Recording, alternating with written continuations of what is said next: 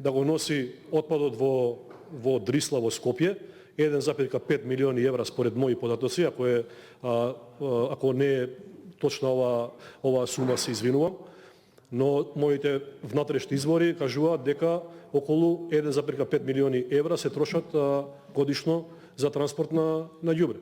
Зошто тогаш овие пари се даваат за транспорт, кои што ЈКП ги нема, повторно се натрпуваат како долгови спрема Дрисла и на крајот нели пак ние како даночни обврзници ги плаќаме овие долгови зголемени со камата и така натаму и така натаму. Сметам дека на граѓаните им ја прекуглава од Visibility студии, од че нели бараат реално решение на проблемот.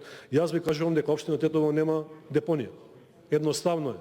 Може да се навраќаме да ги бараме причините и корените на овој проблем, колку што сакаат и да дебатираме, колку што ни дозволува времето, но сепак проблемот е акутен, проблемот е голем и мислам дека треба да се реши што е можно побрзо. Со алоцирање на средства сметам дека може да се започне или пак да се убрза процесот на решавање на овој проблем.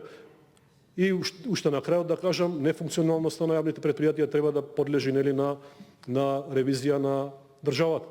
Зошто јавни претпријатија кои што алоцираат пари секоја година преку советите од буџетот, односно им се плаќаат долговите од страна на државата, зошто повторно за една година се во исто толкави.